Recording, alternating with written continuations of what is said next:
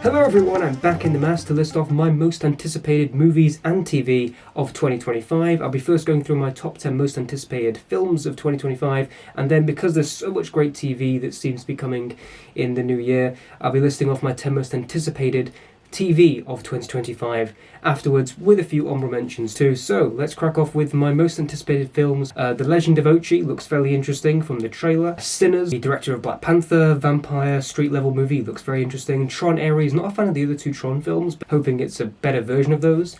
Running Man, Edgar Wright remake of The Running Man, maybe it's more accurate to the book, I don't know. I'm in. And Wicked for Good. I enjoyed the first Wicked film. I wasn't massively impressed by it as everyone else, but I want to see where the sequel goes for sure. Coming in number 10 is Rian Johnson's next murder mystery in his murder mystery trilogy, Wake Up Dead Man. I love Knives Out. I really like Glass Onion. Of course, I'm looking forward to the next one. This one's got another brilliant cast. Number 9 is Captain America Brave New World. Excited to finally see not only Harrison Ford as Red Hulk, but Captain America, played by Anthony Mackie, finally getting his own Marvel movie. But the trailers haven't massively impressed me so far, but I'm hoping it has a more gritty feel. So I'm looking forward to this one, but not as much as two other MCU films coming out this year. And that comes into my number 8, which is Thunderbolts. The trailers for this have looked awesome. It looks like my exact type of MCU film. A bit smaller scale, but still with high concept action and a gang of all great misfit characters. Definitely looks like the MCU's Suicide Squad, but I'm perfectly fine with that because this looks fun. At number 7 is Jurassic World Rebirth. Now, I'm not a massive fan of the other 3 Jurassic World movies. I like the first one, but they progressively got worse. And hopefully this one, directed by Gareth Edwards, sure to make a much more visually exciting movie. But yeah, I'm looking forward to his take on the Jurassic World franchise, and hopefully it kind of picks up the mess of the last Jurassic World entries and hopefully makes something new and fresh and exciting, and actually does something with the concept of dinosaurs living amongst us. Number 6 is going to be Avatar Fire and Ash. Now, I'm not massively excited to see the story of this one play out, even though the stories are usually very good and epic. I'm just looking forward to the cinema experience of this film at the end of the year, because Avatar movies are just amazing 3D experiences, and I'm looking forward to having that experience because that's what it's all about. At number 5 is going to be 28 Years Later. Coming off the trailer, which looked absolutely phenomenal. I love 28 Days Later, the movie. I saw that in cinemas not long ago. The trailer just looked like it was so different from the original, but also kind of capturing the horror of it as well. I'm pumped for this movie. Number 4 is Fantastic Four First Steps. The previous 2 takes on it, not good at all in the slightest, but this one really looks interesting. It looks like it's got the 60s retro vibe.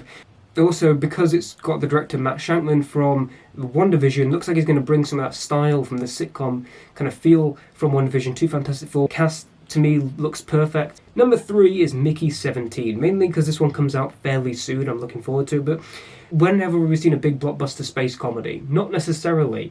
It looks similar to a film called Moon with Sam Rockwell in, which I love. But Bong Joon-ho coming in, I know it's going to be something unique. The cast looks great. Robert Pattinson, Stephen Yeun, Mark Ruffalo, Naomi Ackie. I'm looking forward to this massively. The trailer was honestly so much fun. At number 2 is James Gunn's Superman. How could I not be excited for this? The trailer looked awesome. It looks classical. It looks like they've got the good feel vibes. I like how Clark Kent as Superman look completely different in this movie. I love the visuals are bright, colourful. I love the addition of so many other heroes and Krypto the dog. I'm super excited for this. The trailer won me over. Gavin John Williams' theme's back, but in a new way. James Gunn has had a brilliant superhero movie record, hoping it's the ultimate Superman experience. But coming in at number 1, Mission Impossible: The Final Reckoning. Might be the final Mission Impossible movie, which is heart-reckoning to say. But the main thing is, the Mission Impossible movies have a perfection track record. 2 is the only weak one. They've each gotten better every time since then. I really love the 7th one, and I feel like with this one paired with it as kind of a part 2, it might make it even better. But the trailer looked outstanding. It really looks like it's one final epic mission. I'm looking forward to seeing what they do with the submarine. Will he not make it out? Will this mission actually be impossible? Or are we going to make a Mission Impossible movie where the mission is actually impossible? I don't know. If it is the last one, I'm hoping it goes up with a bang. So, of course, this looks like it's going to be an absolute banger year for TV, and we need TV shows. We need a story to stay invested in to get us out of our depressionist cycle of life. I'm excited to see some other ones continue, but I'm also excited to see some new stories that we could get. TV now is just longer, epic movies, and it looks like we're going to get a lot of those this year. So, some honorable mentions are Gen V Season 2. Love the first season and love this boys universe, so of course I'm going to check this out. The Walking Dead has some content coming out. The Dead City Season 2, Daryl Dixon Season 3.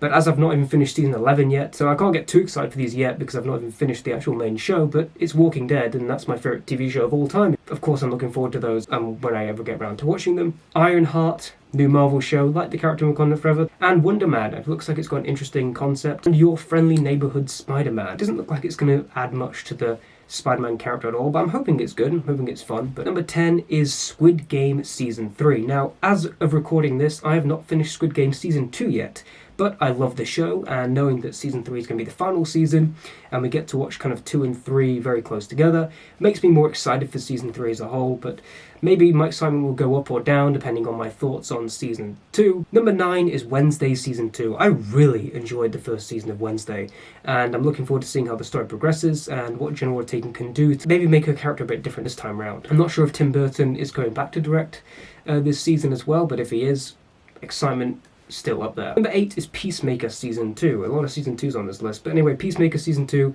I love the first season, and I'm also excited to see how it fits into James Gunn's new DC universe. Number 7 is It, Welcome to Derry. I love the original It film from 2017, and the fact that we're getting another take on it that's connected to those movies, with Bill Skarsgård coming back as Pennywise, a new group of kids set in the 60s, this just seems awesome to me. And I have no clue what the story of this is going to even intake.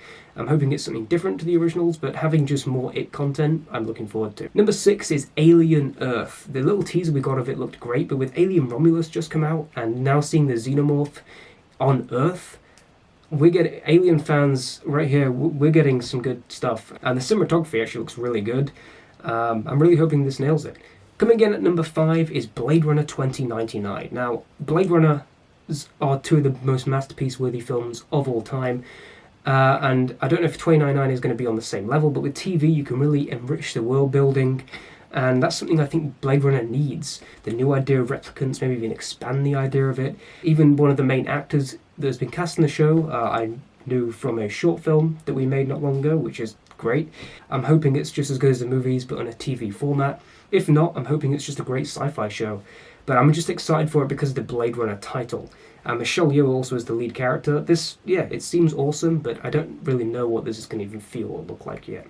4 is going to be The Last of Us Season 2. And now, I know what happens in Last of Us 2 game, so I'm very curious to see how that plays out in this season, or if it does play out at all. But main thing is, Season 1 was close to a masterpiece. We're in for a hell of a ride, and the trailer looked great. Number 3 is one that comes out very soon, and that is Daredevil Born Again. Basically Daredevil Season 4. After all the production issues that happened, they reworked the entire show into Daredevil Season 4, basically, instead of just doing its own thing, which I'm glad they're doing it, bringing all the characters back. John Berthold's coming back as the Punisher, Bullseye's back, Karen Foggy's back, Kingpin is back, but mainly Matt is back, and with some new villains. It can have the same level of writing, action, cinematography as the original 3-season show. I'm hoping we can get more content just with the character and with the underworld of the MCU, and I'm hoping it doesn't have too many connections with the MCU, but if they want to throw some in, that's fair, I don't mind. But honestly, I'm pumped to see another season of Daredevil, because the original series is phenomenal. Number 2 is Star Wars Andor. Season 2 hopefully is just as good, if not better, because the story's building towards hopefully what we're going to get in Season 2. The revolting starting, the rebellion starting to bring up, Cassian coming into the rebellion, seeing Director Krennic back, seeing Kato Aso and his partnership with Andor. Everything about this sounds awesome. Leading into Rogue One that we know it's going to do. Everything about this has me pumped, because Season 1 built the foundation so well and made such a gripping story, and all those new characters in it, I have no clue where their stories are going, how they're going to end them.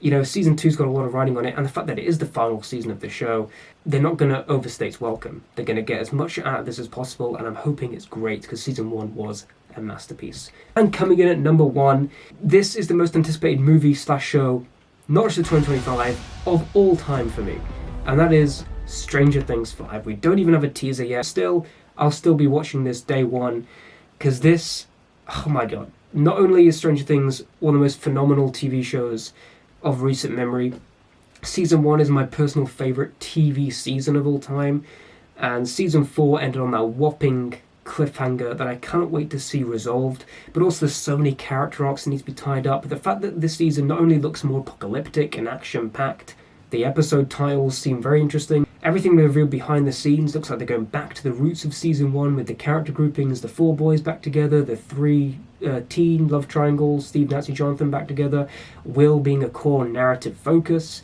the Upside Down playing a large role.